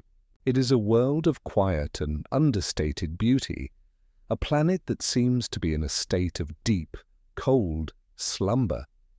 Uranus is the first of the ice giants, a class of planet distinct from the gas giants. While its atmosphere is a deep layer of hydrogen and helium like Jupiter and Saturn, its interior is fundamentally different. It lacks the vast, deep ocean of metallic hydrogen. Instead, the bulk of the planet is a hot, dense, and churning fluid mixture of ices, materials like water, methane, and ammonia, which are kept in a strange liquid-like state by the immense pressure. It is the methane in its upper atmosphere that absorbs red light and gives the planet its beautiful, placid, blue-green hue. As we settle into a slow orbit, we notice something profoundly strange, something unique and unsettling about this world. All the other planets we have visited spin more or less like a top as they orbit the Sun. Uranus does not. It is rolling through space on its side. This is our core scientific concept, the planet's extreme axial tilt. While Earth is tilted at a gentle 23.5 degrees, giving us our familiar seasons, Uranus is tilted at an incredible 98 degrees. It is not just tilted, it has been completely knocked over. Imagine all the planets orbiting the Sun on a vast, flat plane. Most of them spin upright as they go. Uranus is like a ball that has been tipped over and is now rolling along this plane, its poles pointing where the equator should be. This bizarre orientation leads to the most extreme and prolonged seasons in the entire solar system, a true mind-bending fact of celestial mechanics. Uranus takes 84 Earth years to complete one orbit around the Sun. For a quarter of this journey, about 21 years, one of its poles is pointed directly at the Sun, basking in continuous, unbroken daylight. During this same period, the other pole is plunged into a 21-year-long night of absolute, frigid darkness. Then for the next 21 years, as the planet continues in its orbit, its equator faces the Sun, and it experiences a more rapid cycle of day and night. This is followed by another 21-year period where the situation is reversed, and the opposite pole gets its long, continuous summer day. For an observer, at one of the poles, a single day would last for 42 years of sunlight, followed by a night of 42 years of darkness. It is a world of unimaginable seasonal extremes unfolding on a timescale that utterly dwarfs a human life. What could possibly have happened to tip an entire world over like this? This question leads us to one of the solar system's great scientific unknowns. The quiet, serene-looking planet we see today almost certainly has a violent and cataclysmic past. The leading theory is that long ago, in the chaotic youth of the solar system, the newly forming Uranus was struck by another massive object, perhaps a protoplanet the size of Earth. A collision of such staggering force would have been enough to knock the entire planet onto its side. The debris from this cosmic cataclysm may have then reformed into the system of faint, dark rings and the family of icy moons that we see today, all of which dutifully orbit around Uranus's tilted equator. The details of this ancient impact are still a deep mystery, a puzzle that scientists are trying to solve with complex computer simulations. This placid, silent world is likely the scar of one of the most violent events in our solar system's history. This extreme tilt has other strange consequences. Deep within its icy mantle, the churning of conductive materials generates a magnetic field. But this magnetic field is as strange as the planet itself. It is not centered in the middle of the planet, and it is tilted by a staggering 60 degrees from the planet's axis of rotation. Imagine if Earth's magnetic North Pole were located somewhere over the coast of Spain. As Uranus rotates on its side, this lopsided, offset magnetic field tumbles and wobbles, creating a complex, corkscrew-shaped magnetosphere that writhes and churns as it interacts with the solar wind. It is a messy and chaotic magnetic environment. Unlike any other in our solar system, we now pull away from this cold, sideways world.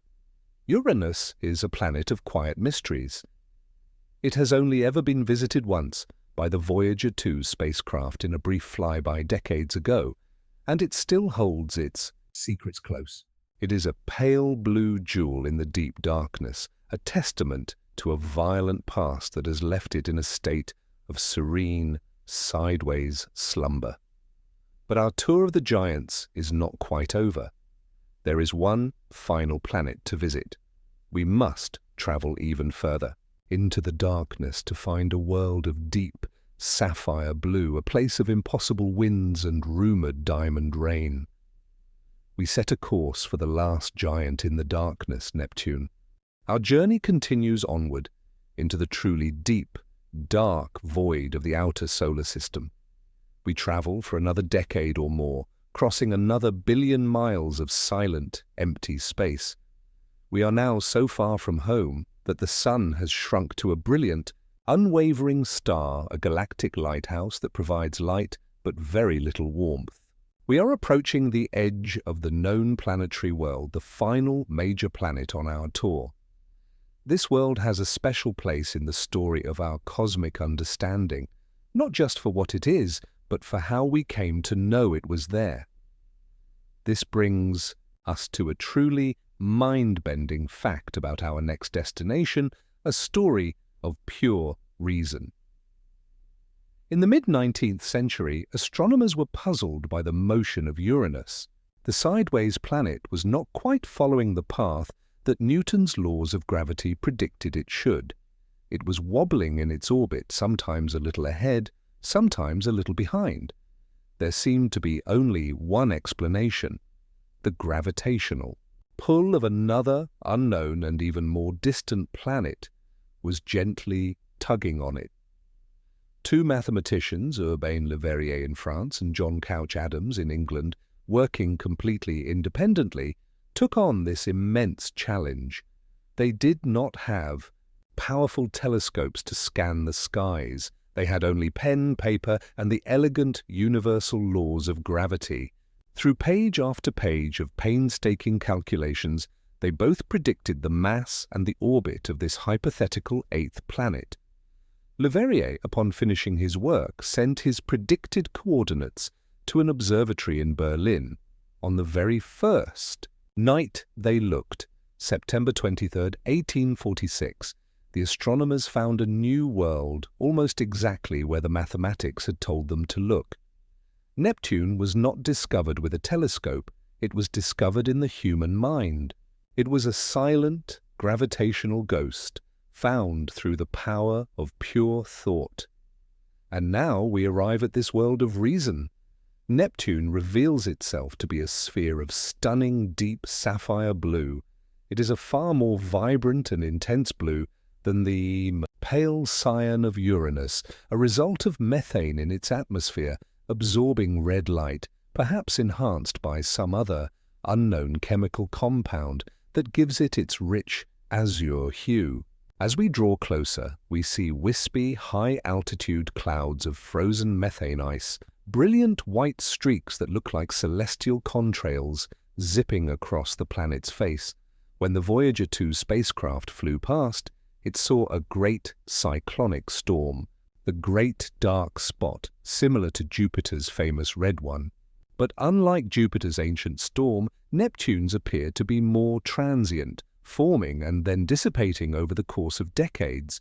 This fleeting presence of great storms hints at the planet's true nature. Despite its immense distance from the Sun 30 times farther than Earth, and despite receiving less than 1,000th of the sunlight our own world does, Neptune is a place of shocking and violent weather. This is our core concept for this world, its extreme atmospheric dynamics. The wispy white clouds we see are being whipped around the planet by the fastest winds in the entire solar system. In some regions, these winds reach speeds of over 2,000 kilometers per hour, or 1,200 miles per hour. These are supersonic winds, far faster than the speed of sound, faster than a fighter jet on Earth. Imagine a wind so powerful it could circle our entire planet at the equator in less than a day. On this cold, dark, distant world, such winds are a constant reality. This presents a profound paradox. A planet this cold and this far from any significant source of external energy should be quiet and placid. So what is driving these impossible winds? This is one of the great scientific unknowns of the outer solar system, the source of Neptune's powerful internal heat. The planet radiates more than 2.5 times the energy it receives from the faint, distant sun. It has a powerful internal furnace and engine that is far more active than that of its neighbor, Uranus. What fuels this furnace is a deep mystery. It may be leftover heat from the planet's formation, slowly leaking out over billions of years. It could be heat generated by the slow decay of radioactive elements in its core, or it could be something far more exotic. Some scientists have theorized that deep within Neptune's mantle, the immense pressure could be squeezing carbon atoms into solid diamonds, which then slowly rain down through the deep, soupy layers, releasing heat from friction as they fall. The beautiful, windy world we see may be warmed by a steady, gentle rain of diamonds in its hidden heart. Like the other giants, Neptune is the master of a system of moons. Its largest Triton is a strange and captivating world.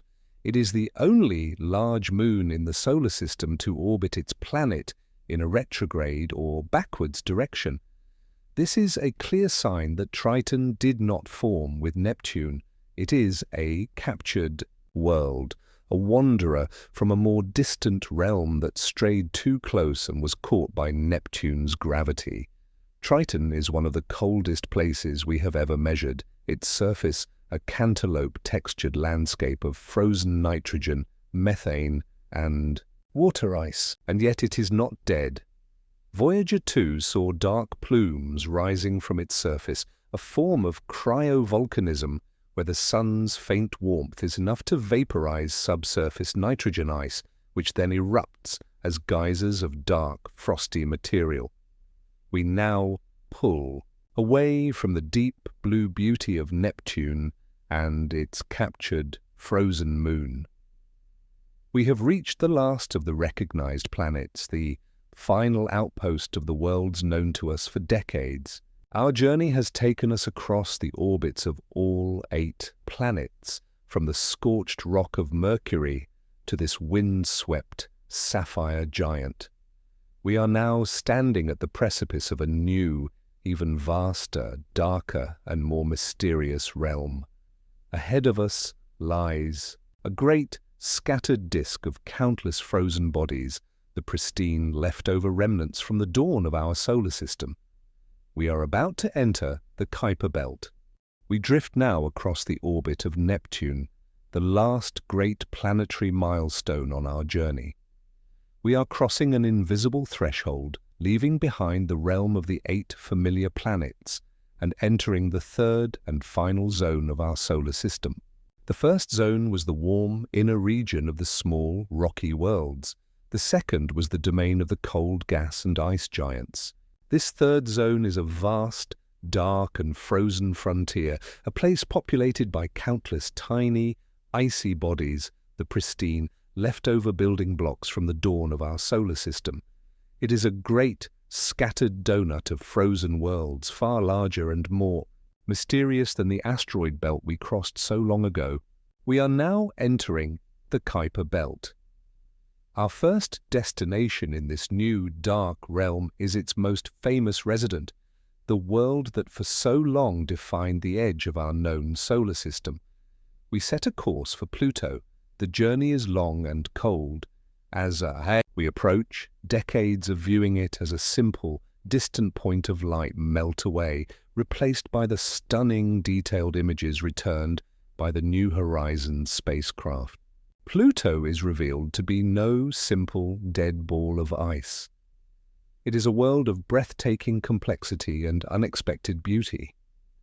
We see colossal mountains made not of rock, but of water ice as hard as steel, some rising as high as the Rocky Mountains on Earth.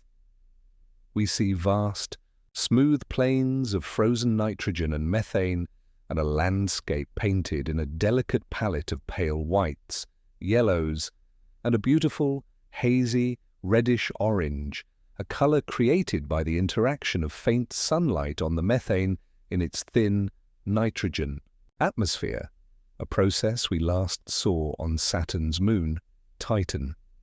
But our eyes are drawn to its most spectacular and iconic feature, a vast, heart-shaped plain of bright ice that sprawls across one hemisphere. This is Tombor Regio, and this feature holds a truly mind-bending fact about this distant world. The western lobe of this heart is not a static sheet of solid ice. It is a deep basin filled with soft nitrogen ice, and it is geologically alive. Deep within Pluto, a faint trickle of internal heat is causing this vast glacier to slowly churn and convect, like wax in a lava lamp or thick soup gently simmering in a pot. Great, slow-moving currents of ice rise in the center of the plain, spread out, and then sink back down along the edges, a process that completely renews the surface every few 100,000 years, erasing any impact craters. This tiny, frozen world, nearly 4 billion miles from the warmth of the sun, has a beating heart of ice. It is active today. This discovery of such a complex and active world forced us to reconsider what it means to be a planet. For 76 years, Pluto was our 9th planet. But as our telescopes peered deeper into the Kuiper Belt, we began to find other worlds, some nearly as large as Pluto, some even more massive. We realized Pluto was not a lonely outlier, but the king of a vast and crowded kingdom. This led to our core scientific concept for this realm, the classification of a dwarf planet. In 2006, astronomers agreed on a new definition. To be a full-fledged planet, a body must do 3 things. First, it must orbit the sun. Second, it must be massive enough for its own gravity to pull it into a round or nearly round shape. And third, it must have cleared its neighborhood, meaning it has to be the dominant gravitational object in its own orbit. Pluto fulfills the first 2 criteria with ease. It orbits the sun and it is beautifully spherical, but it fails the third. Its orbit lies deep within the Kuiper Belt, a neighborhood it shares with countless other icy bodies. It is not the undisputed gravitational king of its domain. Imagine a king who rules a castle, but his castle is located in the middle of a bustling, crowded city full of other powerful citizens. Pluto is the king of the Kuiper Belt, but it shares its realm, and so it was reclassified not as a demotion, but as the first and proudest member of this new fascinating category of worlds, the dwarf planets, and it is not alone. We can look around this distant realm and see some of its brethren. We can see its largest moon, Charon, itself so large that many consider Pluto and Charon a binary system, two worlds locked in a gravitational dance. We can see other dwarf planets, like Makemake and the strangely elongated, rapidly spinning Haumea, and we can imagine the distant orbit of Eris, a dwarf planet even more massive than Pluto, whose discovery was the final catalyst for this great re-evaluation of our solar system's layout. The Kuiper Belt extends far beyond Pluto into a darkness we have only just begun to probe. This is the frontier of our exploration, and it holds a great scientific unknown. As we have tracked the orbits of the most distant objects in this belt, some astronomers have noticed a strange and subtle pattern. These faraway worlds seem to be clustered together in their orbits, as if they are all being gently shepherded by the gravity of something huge and unseen far out in the darkness. This has led to the tantalizing hypothesis of a true ninth planet, a planet 9, perhaps 5 to 10 times the mass of Earth, lurking in the extreme distant fringes of our solar system. The search is on, a quiet, patient hunt through telescopic data for the faint, telltale movements of a ghost, a great hidden world whose presence is felt only through its faint, gravitational whispers on the icy bodies at the very edge of our sight. We now leave Pluto and its family behind, these small, surprisingly active worlds that populate this vast icy frontier. The Kuiper Belt marks the beginning of the end of the Sun's great collection of worlds, but our journey is not quite over.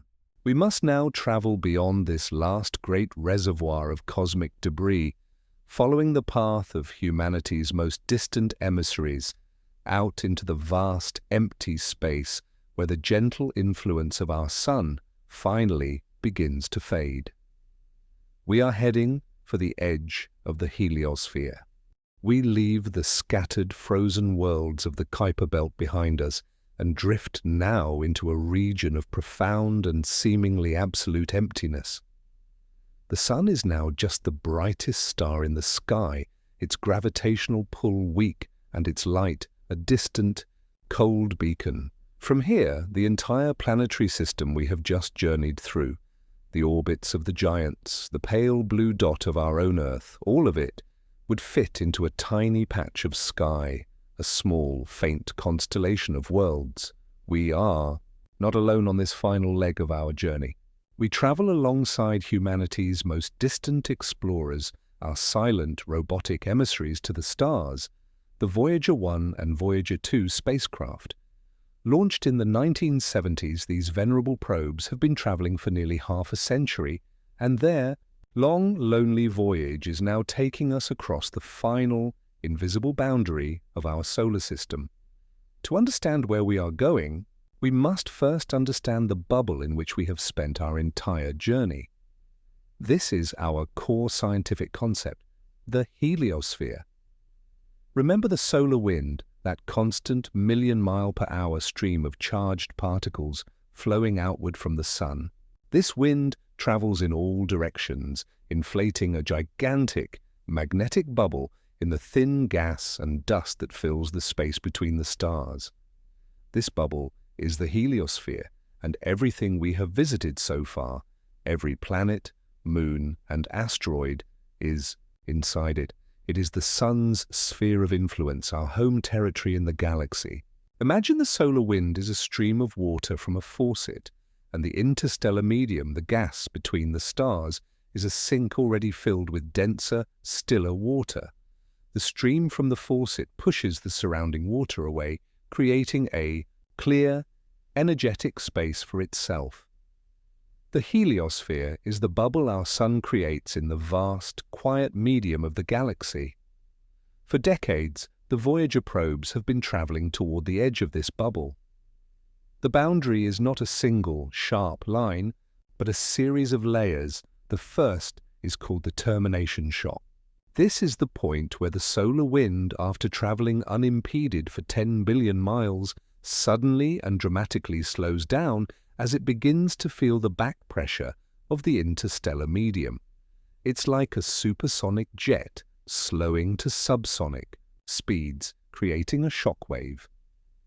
Beyond this lies a vast, turbulent region called the heliosheath, a cosmic no-man's land where the slowed solar wind is churned and mixed with stray particles from the galaxy outside.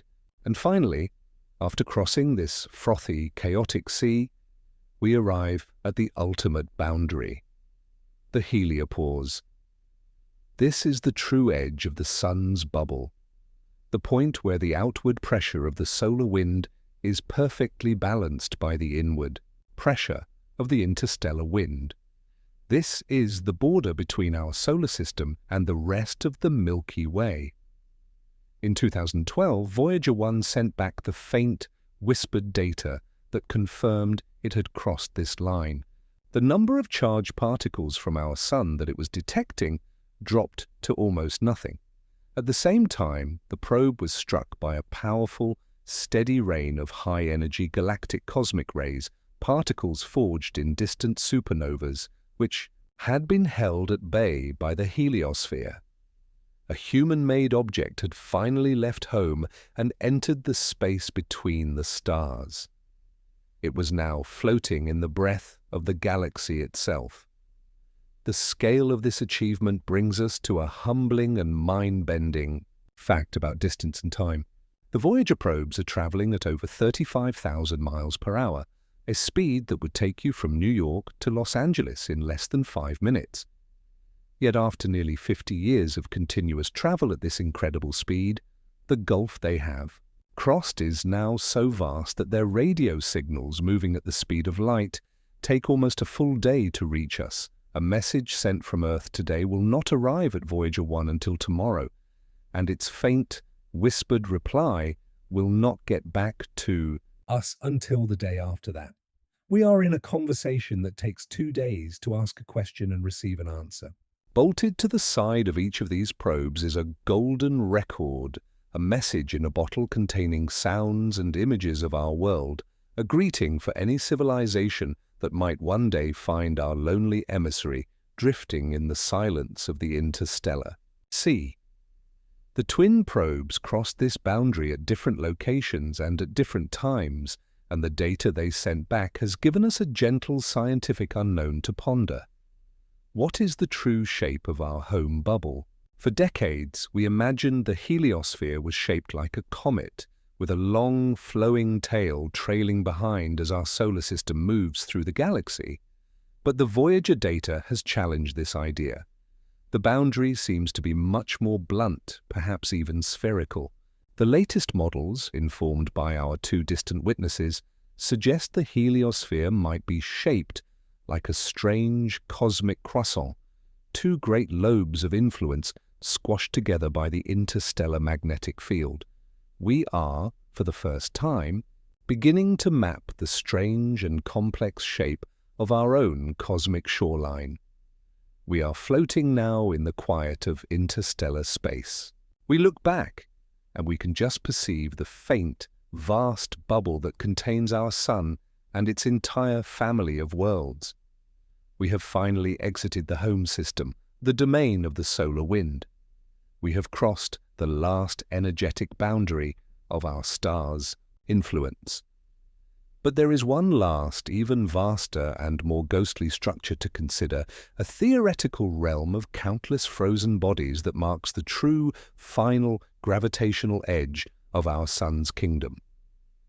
Our final chapter takes us on an imaginary journey to the great and distant Oort Cloud. Our journey has now taken us beyond the orbit of the last planet, past the scattered worlds of the Kuiper Belt, and even beyond the boundary of the sun's energetic influence into the quiet of interstellar space. We have traveled with our most distant robotic explorers, and now we must leave even them behind to take one last great imaginary leap into the dark. We will travel for thousands of years at speeds we cannot yet comprehend. The sun, our home star, shrinks behind us until it is no longer the brightest star in our sky, but just one of many, a single, serene point of light in the great, glittering tapestry of the Milky Way. We are now truly in the deep, interstellar void, but we have not yet left the solar system. We have exited the sun's energetic bubble, but we have not yet escaped its final, most tenuous, gravitational embrace. This brings us to our final core concept, the immense, long-distance reach of gravity.